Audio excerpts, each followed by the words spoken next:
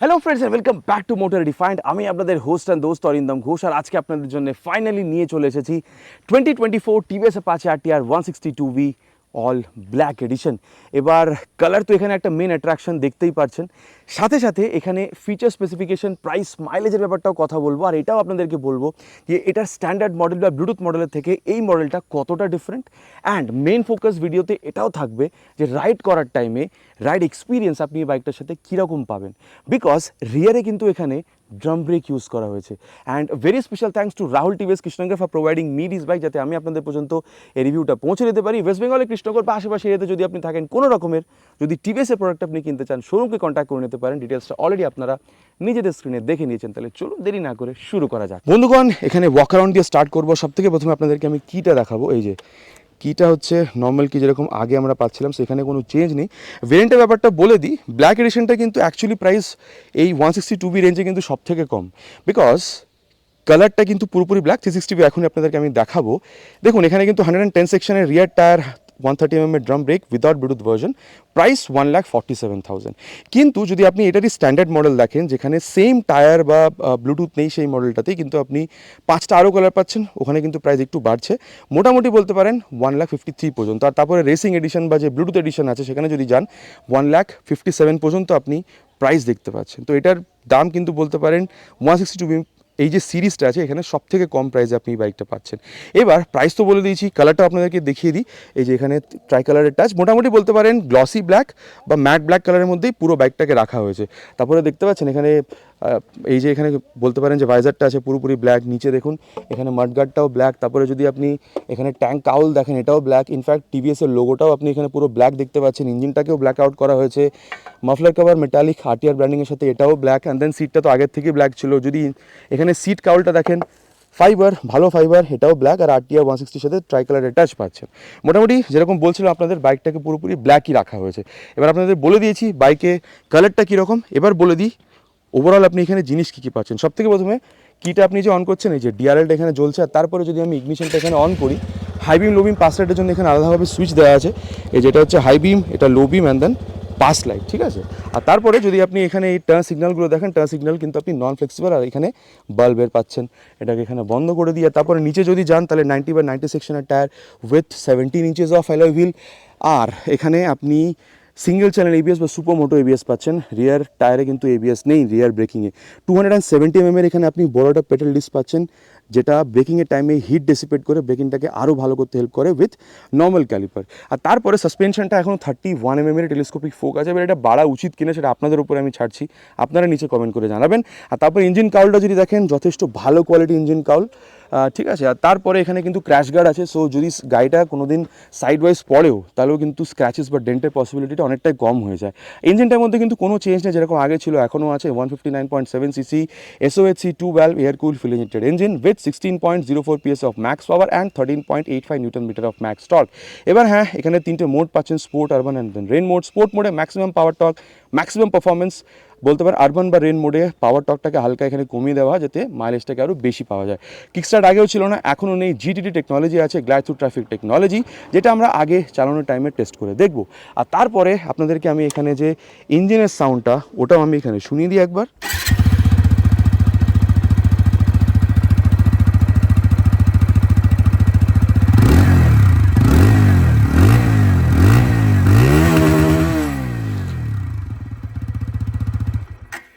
ইঞ্জিনের সাউন্ডটা আপনারা শুনে নিয়েছেন। এবার আপনাদের কীরকম লাগলো না লাগলো নিচে কিন্তু কমেন্ট করে জানাতে ভুলবেন না। রিয়ারে আগের মতন same LED tail lamp, and then number plate লাগানোর জায়গা, উপরে ছোট্ট একটা লাইট জ্বলছে। আর ফ্রন্টের মতন রিয়ারেও কিন্তু আপনি সেম বলতে পারেন নন ফ্লেক্সিবল বাল্ব ইন্ডিকেটার্স পাচ্ছেন।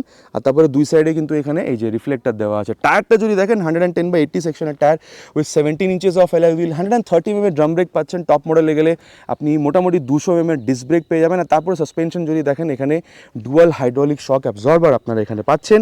আর তারপরে লেফট সাইডে আসলে sari guard, and then ladies footrest, box section, swing arm, open chain system, main stand, side stand, engine cut off sensor, সব কিছু পেয়ে যাবেন with 5-speed gear box, 1 down 4 up। Acceleration test তো আমরা এমনিও টেস্ট করে দেখবো, তাই না। আর তারপরে যদি সিটটা দেখেন, 790mm সিট হাইট, মোটামুটি 512 পর্যন্ত হাইট হলেও ম্যানেজ করতে খুব একটা প্রবলেম হবে না। কুশিংয়ের ব্যাপারটা আগে চালানোর টাইমে কথা বলবো। যদি ট্যাঙ্ক দেখেন, পুরোপুরি মেটালিক ট্যাঙ্ক। হ্যাঁ, এই কাউলটা বলতে পারেন যে আপনি এখানে ফাইবারের পাচ্ছেন, কিন্তু হ্যাঁ যদি আপনি মাইলেজ দেখেন আরবান বা রেন মোডে সুইচ করে চালালে মোটামুটি 40 থেকে 45-এর মধ্যে আপনি এক্সপেক্ট করতে পারেন। Ground clearance best in class 180। Weight যদি দেখেন, বিকজ এখানে ডিস্ক এডিশন নয়, এটা চাকাটাও হালকা পাতলা, 1 কিলো কম 137 কিলোগ্রাম, টপ মডেলে 138 কিলোগ্রাম পান। লাইটেস্ট ইন দ্য সেগমেন্ট আপনি এখানে বলতে পারেন না। তারপরে যদি হ্যান্ডেল বারটা দেখেন, clip on handle bar, pass light switch, high beam low beam, turn signal, horn ঠিকঠাক, খুব বেশি লাউড বলবো না। হ্যান্ড দেন এটা ইঞ্জিন কিল সুইচ, মোডের বাটনটা দেওয়া আছে, মোড বাটনটা ইউজ করলে এখানে আপনি মোডগুলোকেও চেঞ্জ করতে পারবেন। আর নিচে হচ্ছে ইঞ্জিন অন করার সুইচ। ইঞ্জিন বলতে পারেন যে এক্সস্ট সাউন্ড আপনাদের অলরেডি আমি শুনিয়ে দিয়েছি। তারপরে RTR 160 এখানে ব্যাজিং আপনি পাচ্ছেন। আর তারপরে একবার এখানে অফ করে অন করি, দেখুন এটা কিন্তু ব্লুটুথ নেই এখানে। আর বলতে পারেন যে গিয়ার পজিশন সেন্সারটাও কিন্তু কোম্পানি এখানে দেয়নি। আর এখানে এটা ইয়েলো বলতে পারেন যে লাইটটা জ্বলছে, ইয়েলো বা অরেঞ্জ বলতে পারেন। এখানে টাইম দেখাচ্ছে, টাকোমিটার, স্পিডোমিটার, গিয়ার বলতে পারেন ফিউল গেজ সেন্সার, এখানে আপনাকে মোডটা দেখাচ্ছে। তারপর এখানে যদি মোডের বাটনটা ইউজ করেন তাহলে odometer, trip 1, trip 2, high speed কত, 0 to 60 কত সেকেন্ড অ্যাচিভ হয়েছে, এই জিনিসগুলো আপনারা দেখতে পেয়ে যাবেন। আর তারপরে মিররটা কত ভালো ভিউ দিচ্ছে আপনাদের আগে চালানোর টাইমে, আমি এটাকে আরও ভালোভাবে বলবো। তাহলে মোটামুটি বাইকটার ব্যাপারে আপনাদেরকে বলে দিয়েছি। চলুন এবার যাওয়া যাকে রাইড অ্যান্ড দেন দেখি কতটা ভালো রাইড এক্সপিরিয়েন্স আপনারা পাচ্ছেন, স্পেশালি রিয়ার ব্রেকিংয়ের সাথে। চলুন বন্ধুগণ তবে শুরু করা যাক। আর সব থেকে প্রথমে সিটটার ব্যাপারে বলবো, 790 mm সিট হাইট, বসার পর সফট কিন্তু মনে হচ্ছে না, কিন্তু comfortable. Rear fitted footpeg, clip on handlebar, হালকা একটু ঝুঁকতে হচ্ছে, সো স্পোর্টি পজিশনটা আপনারা পাচ্ছেন। আর তারপরে হ্যাঁ স্পেশিয়াস তো আছে, আপনি বা প্লেনের সাথে বসেও রাইড করলেও কিন্তু আপনাদের খুব একটা প্রবলেম হবে বলে আমার মনে হয় না। চলুন তাহলে দেরি না করে এবার শুরু করা যাক। আর আমি কিন্তু এটাকে স্পোর্ট মোডে দিয়েই স্টার্ট করছি, সো দ্যাট মানে যেটা অ্যাকচুয়াল বা বেস্ট পারফরমেন্স যেন এই বাইকটার থেকে পাই সেটাই যেন আমি আপনাদের পর্যন্ত শেয়ার করতে পারি। ফার্স্ট গিয়ার অ্যান্ড ইয়েস, ও সেকেন্ড গিয়ার, থার্ড গিয়ার। দেখুন কোনো কথা হবে না, 160cc সেগমেন্টে এই বাইকটা যেটা পারফরমেন্স প্রডিউস করে না, মানে কি আর বলবো, সত্যি খুবই সুন্দর। কিন্তু হ্যাঁ আমার মনে হয়, দেখুন ব্লুটুথ নেই সেটা আলাদা ব্যাপার, ব্লুটুথ আপনারা এভরিডে রাইডে হয়তো ইউজ করেন না, কিন্তু অ্যাটলিস্ট এখানে গিয়ার পজিশন সেন্সারটা হওয়া উচিত ছিল, যেটা আমার মনে হয়। এবার আপনাদের কি বক্তব্য সেটা আপনারা নিচে কমেন্ট করে জানাবেন। আর তারপরে যেটা বলতে যাবো সেটা হচ্ছে about this clutch, which is on the mid side, soft না, হার্ড না। আর হ্যাঁ যদি আপনি গিয়ার শিফটিং দেখেন, আপ বা ডাউন হালকা একটা এফার্টের সাথে গিয়ার শিফট কিন্তু হচ্ছে, কিন্তু হ্যাঁ এফার্টটা কিন্তু দিতে হচ্ছে, কিন্তু হ্যাঁ স্মুথনেস আছে। আর এবার যখন ইঞ্জিনের ব্যাপারটা কথা হচ্ছে, চলুন তাহলে অ্যাক্সেলারেশন টেস্টটাকেও আপনাদের করে দেখিয়ে দিই। চলুন বন্ধুগণ তবে স্টার্ট করা যাক। ফার্স্ট গিয়ারে দেখিয়ে দিয়েছি অলরেডি উইথ 3 হর্নস।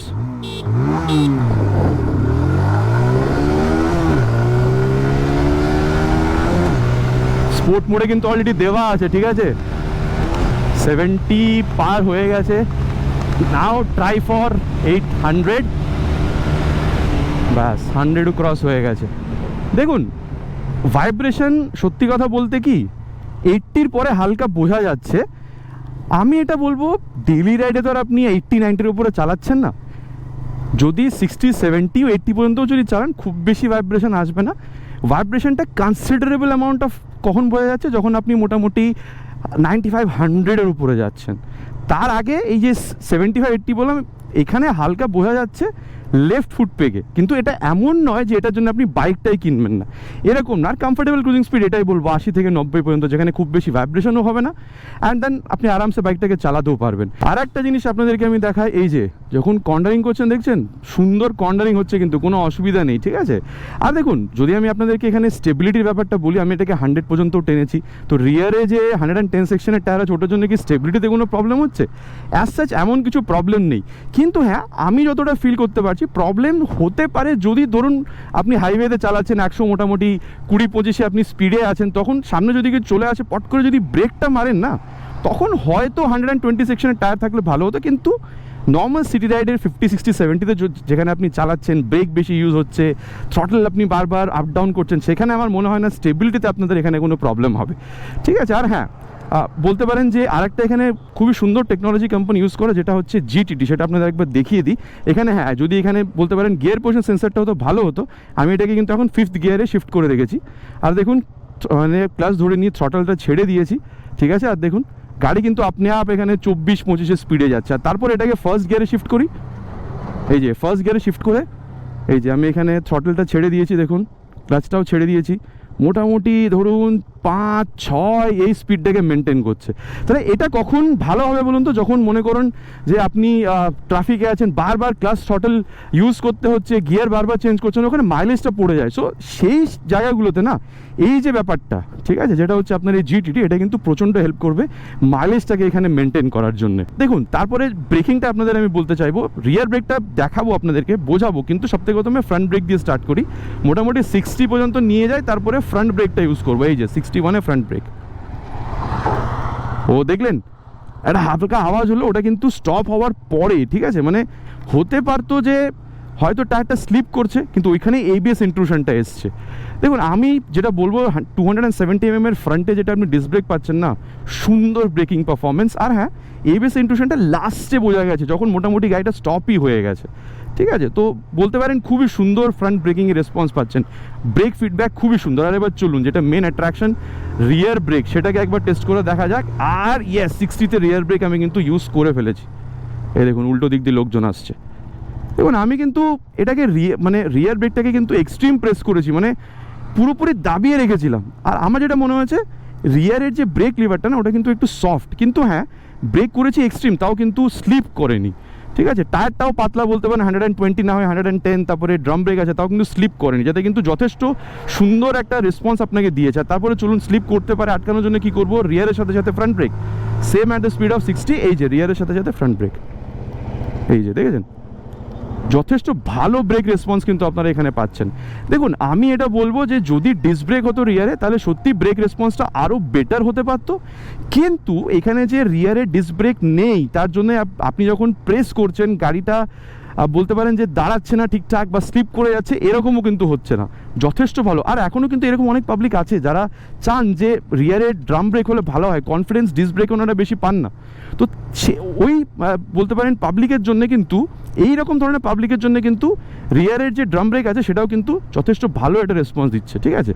আর দেখুন, আমি ওভারঅল যেটা বলবো, রিয়ারের যে ড্রাম ব্রেকটা দিয়েছে, যেরকম প্রতিটা বাইকেই বলি, মোটামুটি বলতে পারেন ওই প্রোগ্রেসিভ রেসপন্সই আছে, তাড়াতাড়িও ব্রেক হচ্ছে না, আবার যে একদমই স্লো রেসপন্স সেটাও না। ওভারঅল ব্রেকিং বলতে পারেন ভালো, কিন্তু হ্যাঁ ডিস্ক ব্রেক হলে আরও বেটার হতে পারে। দেখুন, এটার তো এডিশনই ড্রাম ব্রেক, তো ডিস্কের ব্যাপারে কথা বলে এখানে কোনো লাভ নেই, তাই না। আর তারপরে দেখুন, যেটা বলবো সেটা হচ্ছে অ্যাবাউট সাসপেনশন। আপনি ফ্রন্ট বলতে পারেন সাসপেনশন দেখছেন বা রিয়ার সাসপেনশন দেখছেন, আমার মনে হয় যে ওই মিড সাইডে আছে, ঠিক আছে, খুব বেশি সফট না, বা বলতে পারবো মিড অ্যান্ড বলতে পারেন স্টিফের মধ্যেখানে আছে, খুব বেশি সফট না, খুব বেশি বলতে পারেন টাইটও না। সো দ্যাট যেরকম আপনাদের বলছিলাম অ্যাক্সেলারেশনের টাইমে যে স্টেবিলিটি কোনো প্রবলেম নেই, দেন যখন আপনি কর্নারিং করছিলেন, কর্নারিংয়েও আপনার এখানে সুন্দর রেসপন্স পাচ্ছেন, বা যদি এখানে কোনো রকমের পটহোলের মধ্যে দিয়েও চালান, তাহলেও অনেকটা কিন্তু ওই গাড্ডাটাকে অ্যাবজর্ব করছে, আপনার ব্যাকে কিন্তু খুব বেশি ঝটকাটা ফিল হচ্ছে না।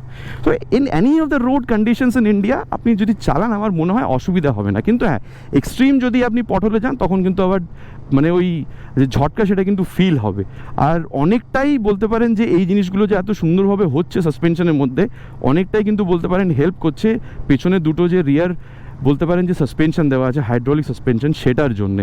আর তারপরে যখন হ্যান্ডলিং দেখছেন, এরকম যখন আপনি করছেন, তখন কিন্তু গাড়িটা এদিক ওদিক পালিয়ে যাচ্ছে না, আপনার কন্ট্রোলে আছে। আর 137, one of the lightest in the segment, এটাও কিন্তু আপনাকে দেখতে হবে, ঠিক আছে। লাইটেস্ট হওয়ার পরেও এখানে কিন্তু স্টেবিলিটিতে কোনো প্রবলেম নেই, বা বলতে পারেন যে যখন কর্নারিং করছেন তখনও কিন্তু আপনার কোনো অসুবিধা এখানে বোধ হচ্ছে না। আর হ্যাঁ, আপনার স্পিডও বলতে পারেন স্পিডোমিটারের, ওডোমিটার, ট্যাকোমিটার, এগুলো তো আপনি পাচ্ছেন। গিয়ার পজিশনটা হলে খুব ভালো হতো, এবার সেটা আপনারা বলবেন যে হ্যাঁ কি না, আপনাদের কি মনে হয়। আর তারপরে বলবো, দেখুন যে জিনিসগুলো দরকার মোটামুটি একটা রাইডের জন্য সেটা পাচ্ছেন। রিয়ার ভিউ মিরারটা যথেষ্ট ভালো রিয়ার ভিউ দিচ্ছে। আর হ্যাঁ, দেখুন ভাইব্রেশনটা যেটা আপনাদের বলছিলাম, 80-85 যখন আপনি যাচ্ছেন, তখন এই যে মানে লেফট ফুট পেকে একটু ফিল হচ্ছে, কিন্তু সেটার জন্য এরকম না যে আপনি বাইকটা কিনবেন না এরকম আপনার ফিল হবে, সেটা কিন্তু হচ্ছে না, ঠিক আছে। আর আমি যেটা মনে করি, দেখুন যেহেতু আপনি 10,000 টাকা কম পে করছেন when compare to top model, সেই জন্যে এখানে কস্ট কাটিংটা কোথায় হচ্ছে সেটাও বলে দিচ্ছি। এখানে রিয়ার পজিশন সেন্সার নেই, ব্লুটুথ নেই, দেন আপনি রিয়ার টায়ারটা 110 পাচ্ছেন ইনস্টেড অফ 120, দেন রিয়ারের ড্রাম ব্রেক পাচ্ছেন ইনস্টেড অফ ডিস্ক ব্রেক। এই 4-5টা জিনিসের জন্যই কস্ট কাটিংটা হয়েছে। আর আমার কি মনে হচ্ছে, দেখুন এমন মানুষ যারা চান যে ড্রাম ব্রেক দরকার, আপনি সিটি রাইড বেশি করেন, ডেইলি রাইড, এভরিডে রাইড বেশি করেন, যেখানে আপনার স্পিড মোটামুটি 50 থেকে 70-এর মধ্যে থাকে, মাইলেজটাও আপনার ভালো চায়, ঠিক আছে, আপনার অ্যাক্সিলারেশনটাও ভালো চায়, ব্রেকিংটাও মোটামুটি চায়, আর আপনি চান নিজের থেকেই চাইছেন যে ড্রাম ব্রেক আপনি ইউজ করবেন, আমার মনে হয়। আর ওই টিভিএস অ্যাপাচে আরটিআর এই যে লুকটা, এটা যদি আপনার পছন্দ হয়ে থাকেন, আমার মনে হয় আপনাদের জন্য এই বাইকটা কিন্তু যথেষ্ট ভালো একটা বাইক হতে পারে। ইনফ্যাক্ট দেখুন, অ্যাক্সিলারেশনটা যথেষ্ট ভালো, ব্রেকিংটাও বলতে পারেন ভালো, আর বলতে পারেন ওভারঅল যে হ্যান্ডলিংটা, এটাও কিন্তু আপনি যথেষ্ট ভালোই পাচ্ছেন অ্যাটলিস্ট ডেলি রাইডসের জন্য। ইনফ্যাক্ট যদি আপনি ওকেশনাল লং রাইডে এরকম বেরোতে চান তাহলেও যেতে পারেন। দেখুন, বাইকটার ব্যাপারে মোটামুটি কথা আপনাদের সাথে বলা হয়ে গেছে, এবার চলুন কনক্লুশনে যাই অ্যান্ড দেন একটা ডিসিশন ড্র করি যে বাইকটা কেনা কতটা ঠিক হতে পারে। বন্ধুগণ, এবার কনক্লুশনের ব্যাপারটা কথা বলা যাক। দেখুন, স্ট্রেট অ্যান্ড সিম্পল রাখবো। আমার মনে হয় অ্যাপাচে 162 যে লুকটা না, লোকজন প্রচণ্ড পছন্দ করে। আর তারপরে দেখুন, ব্ল্যাক কালারটা আলাদা অ্যাট্রাকটিভ পাওয়ার আছে। N160 টাইমেও দেখেছি ব্রুকলিন ব্ল্যাক কালার কিন্তু লোকজন প্রচণ্ড পছন্দ করেছে। So all black addition company launch করেছে। এখন এমন অনেক পাবলিক আছে যারা মনে করেন পেছনে ড্রাম ব্রেক হলে টায়ারে বেশি ব্রেকিং কনফিডেন্স পাওয়া যায়। সো এটাও কোম্পানি এখানে পুশ করে দিয়েছে। আর তারপরে যদি দেখেন, অ্যাক্সেলারেশন তো যথেষ্ট ভালো আপনি পাচ্ছেন। মাইলেজ সেভ করার জন্য আপনি এখানে আরবান বা রেন মোড পাচ্ছেন। তারপরে আপনি ট্রাফিকে চালানোর জন্য জিটিটি টেকনোলজি আপনারা এখানে পাচ্ছেন। আর রাত্রিবেলা যদি রাইড করা থাকে, আমার মনে হয় এখানে যে এলইডি আপনার যে হেডল্যাম্পটা পাচ্ছেন না, ওটাও কিন্তু এখানে যথেষ্ট ভালো আপনাকে লাইট দিচ্ছে। ওভারঅল আমি এটা বলতে পারি যে হ্যান্ডলিংটাও এখানে যথেষ্ট ভালো। আপনি যদি একটা ডেলি কমিউটিং করে 50, 60, 70 স্পিডে চালান, ঠিক আছে, আমার মনে হয় মাইলেজও পাচ্ছেন, লুকও পাচ্ছেন, আর একটা বেটার হ্যান্ডলিং, যেটা আরটিআর যার জন্য পরিচিত, সেই জিনিসটা আপনারা এখানে পাচ্ছেন। তো এই জিনিসগুলোর জন্য আমার মনে হয় যদি আপনি এখানে 162V ব্ল্যাক এডিশন কিনতে চান, আরামসে কিনতে পারেন, কোনো অসুবিধার এখানে কোনো কথা নেই। আশা করছি বন্ধুগণ ভিডিওটা আপনাদের ভালো লেগেছে। এবার আপনারা নিচে কমেন্ট করে জানাবেন, একদমই কিন্তু ভুলবেন না, ইটস মাই রিকোয়েস্ট, যে বাইকটা আপনাদের কীরকম লেগেছে। আপনারা এখানে ব্ল্যাক এডিশন কিনবেন, নাকি আপনারা টপ মডেলে গিয়ে রিয়ার টায়ারে আপনারা ড্রাম ব্রেকের জায়গায় ডিস্ক এডিশনটা দেখতে চাইছেন। নিচে কমেন্ট করে জানাতে কিন্তু প্লিজ ভুলবেন না। আশা করছি ভিডিওটা ভালো লেগেছে। চ্যানেলটা একদমই নতুন, ভাইকে মোটিভেট করার জন্য ভিডিওটা যদি ভালো লেগে থাকে, ভিডিওতে একটি লাইক, চ্যানেলে যদি প্রথমবার এসে থাকেন চ্যানেলটাকে সাবস্ক্রাইব করে অল বাটনটা ক্লিক করতে প্লিজ ভুলবেন না, ইটস মাই রিকোয়েস্ট। খুব তাড়াতাড়ি দেখা হবে আপনাদের সাথে এই চ্যানেলে এইরকম একটা বাইক বা স্কুটারের সাথে। Till then, ride safe and Jai Hind.